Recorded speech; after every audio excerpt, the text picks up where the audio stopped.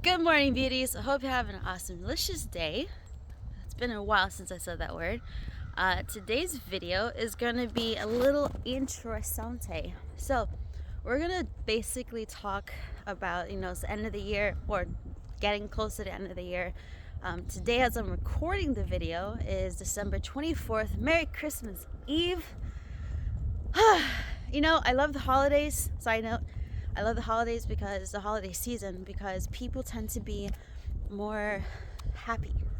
People tend to be jollier. And it's nice. It's nice to be around people who are, there's an atmosphere more so of people who are happy. Well, so today's video is going to be a topic in regards to finances and walking. Woo. Stay tuned. Thank you so much for coming and clicking on this video and watching it to the very end to get all the juicy nuggets that I have to unleash in this entourage. Anyways, so how does walking and finances correlate? Oh, walking, jogging, running. You could, replace the word with jogging or running, whichever is your discipline. Basically, because not everyone runs, not everyone just walks. There are people who do both, or one or the other, or jog. So there you go. How does these two things tie together? Well, I'm gonna give you 4 nuggets as to how these two things tie together. 4 main nuggets. So, nugget number 1: walking, jogging, or running, and finances, they equally take discipline. You see, when we are getting up, especially if you start a daily habit or routine of getting up to go walk, run, or jog, especially if you do it first thing in the morning, that's probably the hardest. Also, right after work as well is also difficult because you're drained. You just finished work, however long you worked, it doesn't matter what job you work, you're drained, okay? Even being a mom, as a stay-at-home mom, that's hard work. That's multiple jobs in itself. So, it doesn't matter what is what. It takes discipline. Finances also takes discipline. I think a lot of us tend to think that when we hear the phrase living paycheck to paycheck, we oftentimes think of people who are living poorly, people who don't have as much money or who can barely afford their bills, blah blah blah. In essence, though, living paycheck to paycheck can very well be experienced by those who earn 6-figure incomes. You may think I'm crazy. I am not crazy, unfortunately. There are lots of people who live above their means, and that's the problem. If you live above your means, then you will see that you're living paycheck to paycheck because you're not capable of being able to. Sorry, there's a little firework going off. You realize that you're not capable of meeting your living expenses when you live above your means. So walking, jogging, or running and finances takes discipline, because it takes discipline to not overspend. It takes a lot of discipline to not buy things you don't need. And that can fall into a lot of things. It can fall into idolatry, gluttony, greed, pride. All those things can fall into it. Now, treating yourself here and there, that's not what I'm talking about. See, we tend to keep these types of sins silent, pride, greed, gluttony. We tend to keep those silent sins because a lot of us kind of accept it as a society, but it's not right. Again, on the contrary, you finally be able to afford a wonderful family vacation for 4 days. That's not gluttony, okay? That's not greed. That's not pridefulness, okay? So you gotta be careful with the word, because just like the word Christianity, pride, greed, and gluttony gets thrown away and thrown around and so watered down now, we have no idea what it really actually means or the root cause of it. You see, just like the infamous Bible verse that says one thing, but everyone says the other. Oh, money is the root of all evil. It's not the root of all evil. The love of money is the root of all evil. The love of money. Because why is that the root of all evil? Well, if money becomes your motivator, it becomes your idol. It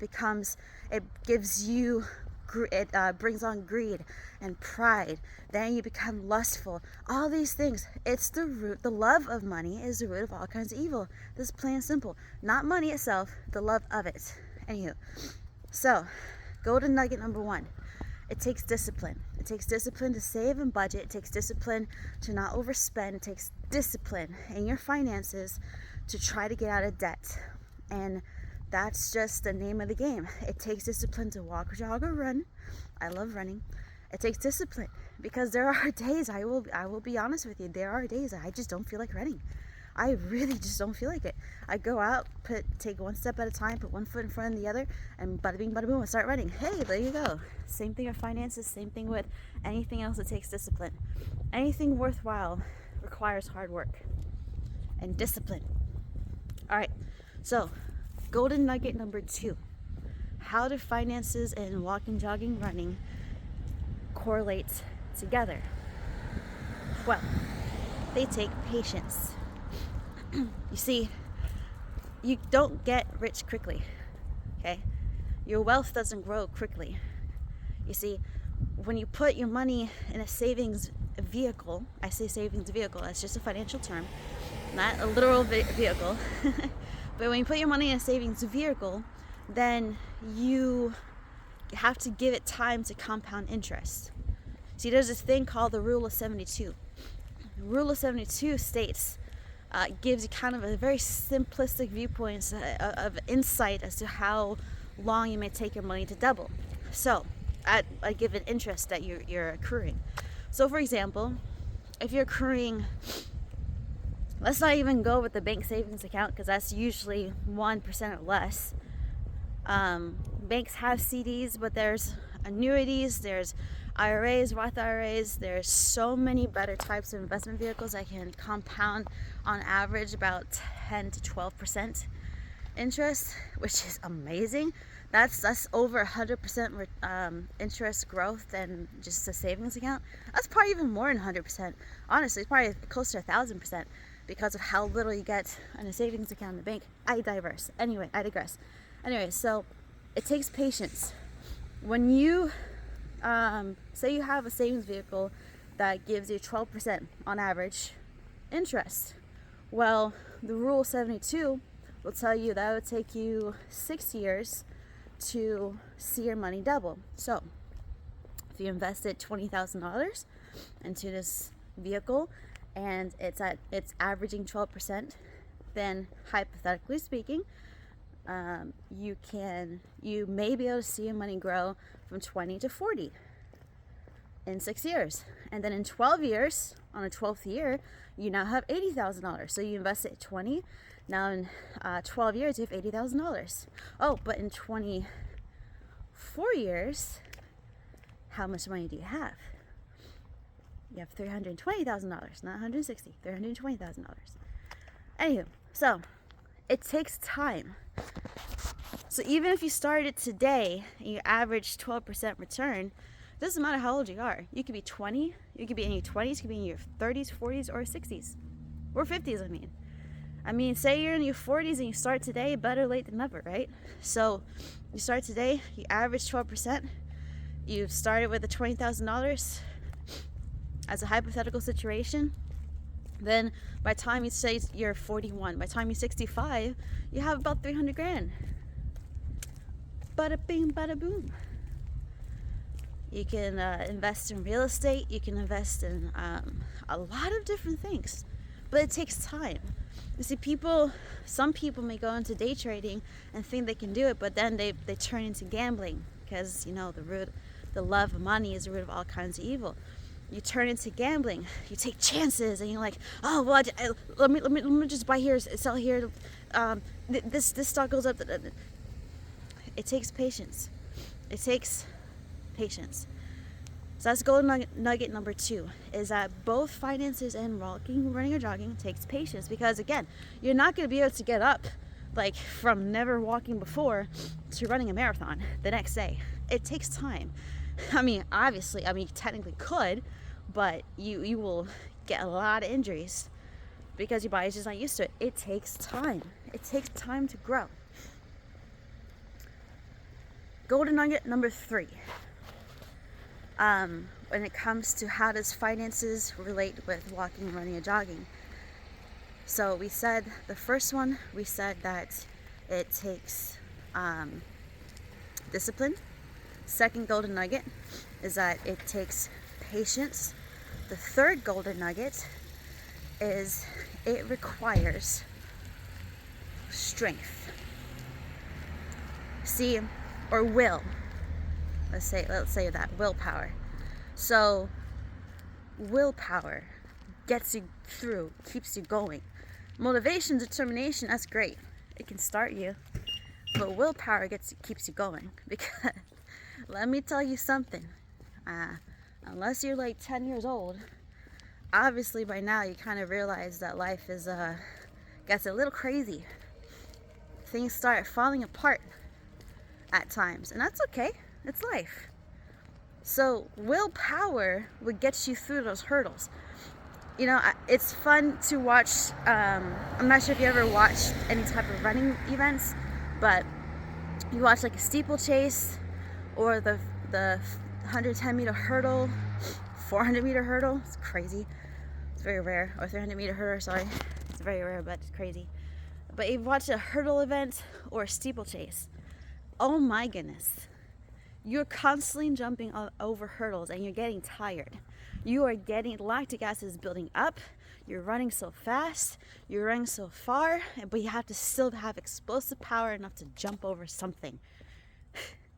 Isn't that crazy? And then properly land to rebound and keep going. That's willpower. See, with finances, you may start seeing growth, but again, you may have a good savings vehicle, investment vehicle, that's averaging 12%, hypothetically speaking. But guess what? That's an average, because sometimes, some moments it may go down to 6%. Some moments it may go up to 15%. It's an average, meaning you're going to have highs and lows. Just like walking, running, jogging. If you don't take care of yourself also, you're going to have highs and lows. You're going to have days where you are overdoing it and you're not resting enough. You're going to have days where you're underdoing it. You're like, I've been a little lazy. Like days ago with my little walking, running, jogging. So it takes sheer willpower to keep you going. Because maybe, especially your finances, say you're saving $100 a month. That's all you can do right now. Something frees up. You got some debt stacking going on, which is a great concept to get rid of debt, by the way, and not waste all your money in interest, which is a topic for another day. Let me know if you want to know more about that. But anywho, you have, say you're freeing up more money, and now you have suddenly have $400 extra to a month. So instead of, what are you going to do? Are you going to take part of that $400 and put it into the investment? So now instead of investing $100, you're investing $300, $250, $350, $400. Or you keep investing just in 100 and just waste the 400 and get back in debt. So it takes willpower. You may see people with so many different types of results that you would like or wish you have, but it takes willpower to keep going into the direction and reach the goal that you're trying to reach and attain. The fourth golden nugget is that it takes knowledge. You see, finances and running, walking, jogging takes knowledge, because without, I kind of alluded to this already, but without knowledge, proper knowledge, you won't be able to invest your money properly to the point of being able to save it. You won't be able to use your money wisely to the point of being able to get yourself out of debt, get others out of debt. You know, being prosperous isn't just about storing up money, more money for yourself because you don't know what to do with it. Being prosperous is living freely and free from the slavery of debt, and then also helping other people live freely from the slavery of debt as well. I'm not sure if you realize that, but that's kind of what we're kind of called to do, help one another out in a sense, to live freely from the slavery of death. All too much do we go into this instant gratification. Oh, I want it now, I want this now, and then we get a rack of debt upon debt on our heads, and you feel this weight and burden. You're working just to pay debt. You're working just to pay for a house that you don't own. You're working to pay for a car you don't own. Those things can be taken away from your heartbeat if you miss a payment. You don't own it. It can be taken. Knowledge, when it comes to walking, running, jogging, you have to know, you know, what shoes to wear. Obviously, you're not going to wear heels to do that. You're not going to wear Converses. You're going to wear proper running, walking shoes. Ideally, you'd want, you know, something that is a low millimeter drop of heel to toe ratio. So meaning your foot is nice and flat. It's not like crooked like that. I've just seen diagrams of a lot of popular running shoes. Ideally, you don't want your toes to be scrunched up. You want them to have free space when you're stepping down on the ground. Knowledge is key when it comes to these things. So, the 4 golden nuggets that how finances, walking, running, jogging correlate to one another. They both require discipline. They both require patience. They both require willpower. They both require knowledge. And a bonus, they both will get you going if you just start. You see, it is imperative to just start. When it comes to anything in life, just start. Okay? If you're trying to make new habits, build better habits, just start. You see, when you're rewiring your body physically to do something that you haven't been doing, but in a healthy way, for example, running, walking, or jogging, and you haven't been doing that at all, you are physically rewiring your brain. When you dive into different disciplines that require, or different habits that require discipline, you are rewiring your brain for the better. You're strengthening your brain connections. There are neuron connections. You're strengthening those myelinated neurons. You're adding, it's called neuroplasticity. You're adding different connections and pathways with different neurons and strengthening some, breaking others. And it's a beautiful thing. It's just like how your muscles work. You tear your muscle fibers down just to build them back up at rest. And then you get stronger. Same thing with your brain. Add in habits of discipline and you will see that it is a beautiful thing to just start. Well, hope you guys have a beautiful day.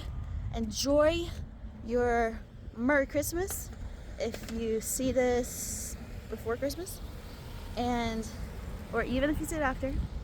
And you guys take care, and always remember, God is good all the time, and all the time God is good. I love making these videos like this, so let me know if you want me to make more videos, similar concept or different concept. Just let me know. Hope you have a beautiful day. See you soon. Bye-bye.